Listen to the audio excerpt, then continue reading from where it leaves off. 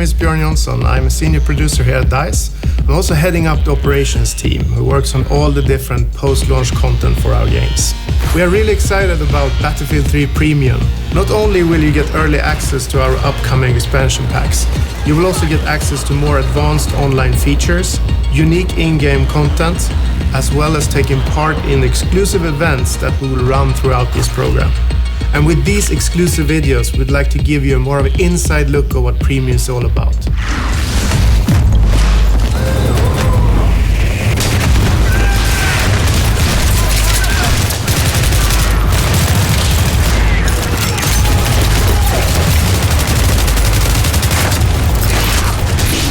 I'm NIKLAS FEGRAEUS. I'm the lead designer for the DICE operations team, and I'm currently in charge of designing the X-Packs for Battlefield 3. I started at DICE in 2004 as an animator doing weapon animations for BF2, and since then I've moved on to design. The idea behind Close Quarters is to capitalize on what the Battlefield universe is. In 1 second you can be like an infantryman running through a house, and in the next second you can be a pilot soaring through the skies in a jet fighter. So it has all these very exciting elements, and what we want to do with Close Quarters is to really capitalize on the infantry-focused, tight combat environment. Now with maps that really cater to it. In order to enhance that, we've also introduced what we call HD destruction, which basically means that you can use only your rifle. I mean, normally you would have to use like tank shells and bazookas in order to bring down, these big stone walls. But now it's like plaster, wooden panels, furniture.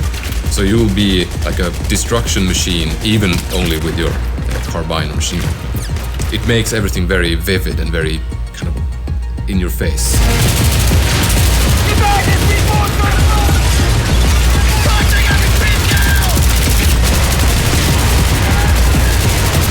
In Battlefield 3 Close Quarters, you get 4 new maps, all focused on the indoor battlefield and the close quarters experience.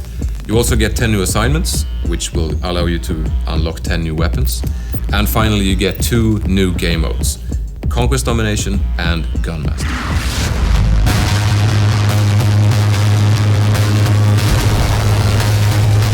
Conquest Domination is the close quarters take on Conquest. You basically have less amount of flags with much quicker cap time. So flags tend to change owners very quickly, but also you have no safe spawns, you don't have any home bases. So it's really important that you keep control of these key areas. And I think squad play is the key factor in achieving victory in Conquest Domination, because it's really important to really maintain control of these areas, because you have no other safe zone, you just need to do that.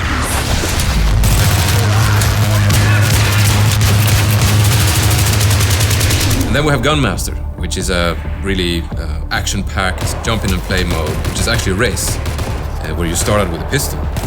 And then as you get kills with that pistol, you advance to the next tier of weapons.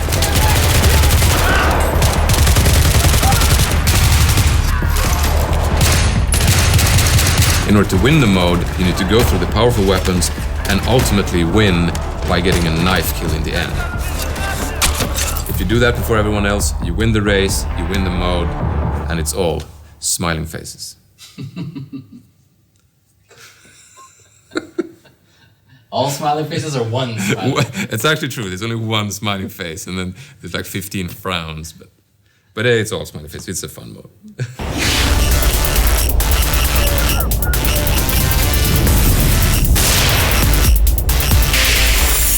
ZIBA Tower is our smallest and most action-packed map. It's essentially a skybar on top of a skyscraper. It's based around the classic kind of horseshoe-shaped design that many Battlefield players know from Wake Island, but now in this condensed form, you can use that middle space to really flank the enemy, which is really exciting, especially since you have the 2-floor setup as well, so you can actually use the staircases to come up behind people who are guarding like the top floor. And we have some good sniping spots there. For example, you can have a good defensive position on top of the swimming pool area. That's a pro tip right there. It also has a lot of corridors and rooms with very thin walls. So what you can do is open up flanking routes by just actually shooting big holes in the walls. So you really need to find your spots if you're trying to play defensively. And if you're on the offense, you need to move very quickly because it's a small map, it's a lot of circulation, a lot of action, so movement is key.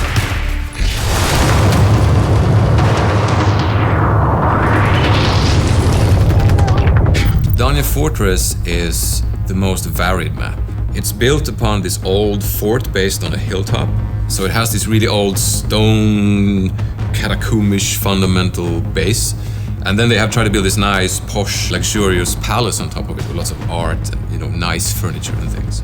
And now, war has come, so it's partly destroyed, and you have all these big holes and openings that allow for, flanking and going between floors and so on.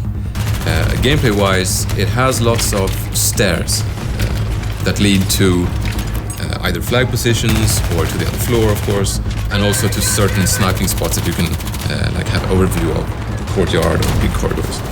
So I think the best tactic to employ on Donya Fortress is to use really proper squad play in order to defend the key locations, like the big entrance room, cellar.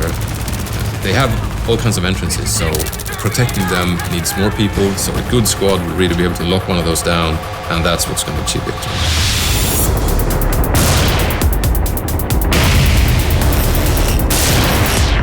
Operation 9 to 5 is our biggest and most destructible map, I would say. It is essentially an office with the cubicles and the desks and the cafeteria and the bathrooms, and they're all not very sturdy. So there's lots and lots of destruction. You will see someone on the other edge of the office, and he's partly covered by, the cubicles and the furniture, but you will just shoot through that and start putting, downrange fire on them. So it's still close quarters, but it features the longest ranges in the expansion pack, and it makes it really interesting. And I think on Operation 9 to 5 you see the most kind of varied weaponry being used. And also, it has a garage that goes kind of underneath the whole complex where, the former employees had all their cars. So you can use the garage as a traveling hub, if you will. You can go up that fire escape or through that staircase and end up on the other side of the map. So you really need to mind those extra exits when you play Operation 9 to 5.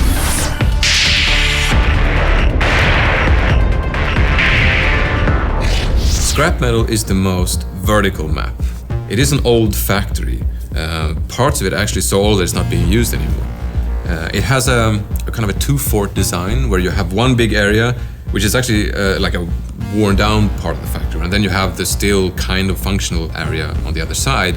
And the thing is, those two sides are connected only through pretty narrow passages. So keeping those under control is really, really key.